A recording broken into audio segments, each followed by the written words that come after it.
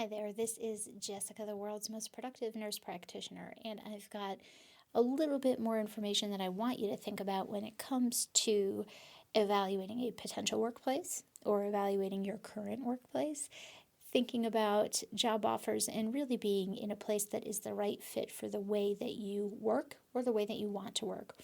So, whether you are a new grad, whether you are a seasoned nurse practitioner and looking for something that is different or maybe a better fit, these are some things that I think you should ponder.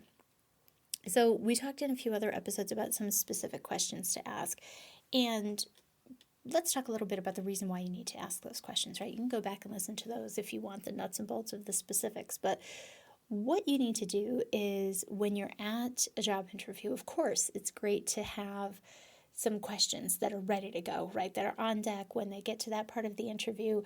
Do you have any questions for us? It's great to have that ready to go, okay? So that's going to always make you look good in an interview.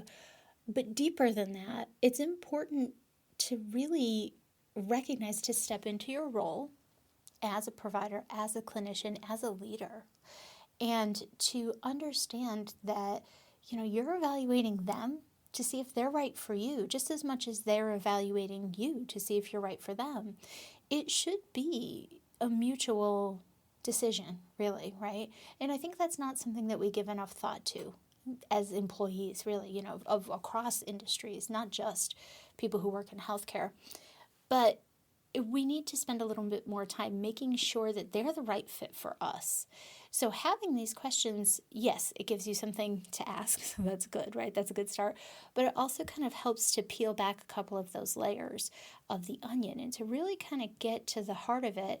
And some of the things that you're not, even if you had a full day-long interview, you're not going to see these things without asking questions like this. So this will help to kind of shed that light so that you can be as informed as possible when you are considering whether or not you should take this job.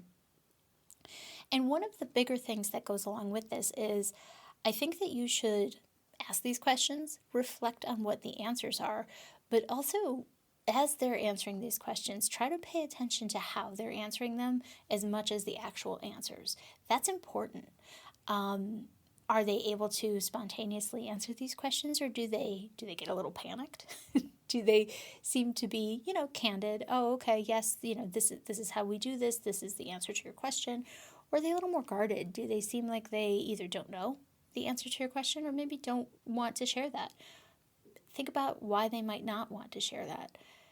Is the person that you're speaking with, are they smirky or kind of stressed or maybe even surprised that you're asking these questions? And if so, what does that mean? How do you interpret that? And how does that bode for your future to be working with this person or working for this person or whatever the particulars might be? And also body language goes back to the same thing. And this is just like assessing a patient, really. You are asking your question and you're getting your answer, but sometimes, what might be written on paper doesn't capture everything that's going on. So the body language can be a big piece of it in a job interview as much as it can be in a patient visit. The patient might be saying that they're fine, but they're grimacing. You can see they're clearly in pain. I hope that someone interviewing you isn't in pain, but they may be giving a little bit more to the story or a little bit more information through their body language, facial expressions, these sorts of things. And after the interview, I want you to, during the interview, write notes. Then afterward, look at those notes. Think about it. Put it all together. Does everything seem to be kind of pointing in the same direction, first of all? Or are you getting completely conflicting, contradicting statements from different people or from the person versus their body language?